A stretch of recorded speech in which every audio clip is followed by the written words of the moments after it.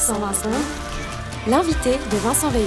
La conseillère fédérale Viola Amert va donc quitter le gouvernement le 31 mars prochain. On l'a dit, elle a pris beaucoup de monde par surprise, notamment du fait qu'elle a profité d'une conférence de presse consacrée à un tout autre sujet pour faire son annonce presque en catimini. Et ce tout autre sujet, c'est le projet de rendre obligatoire pour les femmes également la journée d'information sur l'armée et la protection civile.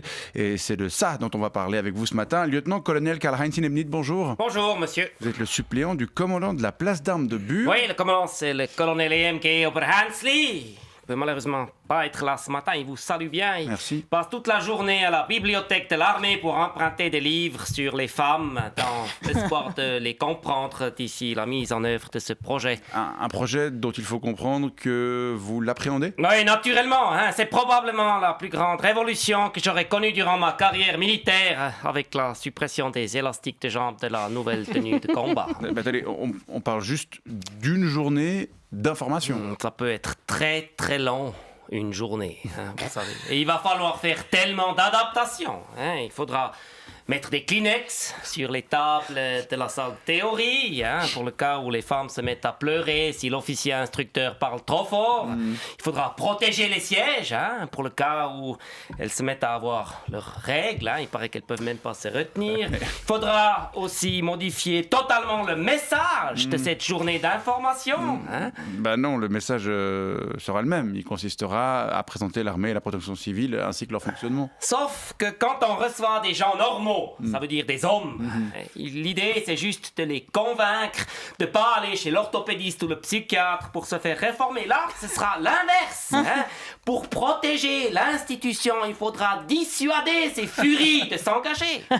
Mais pourquoi ? Mais vous savez, à l'origine, l'armée a été créée avec deux objectifs. Primo, défendre la Suisse. Ça, on l'a un peu oublié.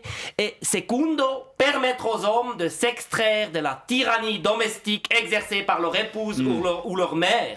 Et là, Madame Amherd vient tout chambouler. Mais moi, je savais qu'il fallait pas laisser entrer cette louve féministe d'extrême gauche dans la bergerie. Vous ne portez pas la chef du département dans votre cœur, apparemment ? Ça, qu'est-ce qu'elle a fait Qu'est-ce qu'elle a fait durant ces 6 années Elle a commandé des avions de combat, les F-35, dont la fabrication et donc l'entretien vont sans doute être stoppés par Elon Musk parce que ces avions ils sont trop merdiques. Elle a supprimé la tenue de sortie qui était la seule occasion pour les militaires d'être un tout petit peu sexy. Elle a organisé un apéro riche inutile au Birkenstock et là elle fait un trou au fond du navire et elle saute à l'eau pour retourner dans un autre trou. Brigue. Bon débarras mais le mal il est fait. Alors il faut dire que ce n'est pas encore fait. Le peuple devra se prononcer sur ce projet de journée d'information obligatoire pour les femmes puisque la Constitution devra être modifiée. Ouais, en plus, il va donc y avoir une campagne qui sera l'occasion pour le GSSA de nouveau nous chier dans les Krampfstiefel. La presse internationale va de nouveau se foutre de notre gueule, de voter sur des sujets aussi débiles. Non, mon seul espoir, c'est qu'à la fin, le peuple, il dira non, grâce à l'influence positive du retour en force de la pensée masculiniste dans la politique mondiale. Mais Madame Amherd a mis le verre dans la pomme et ça prendra du temps pour le retirer. Bon,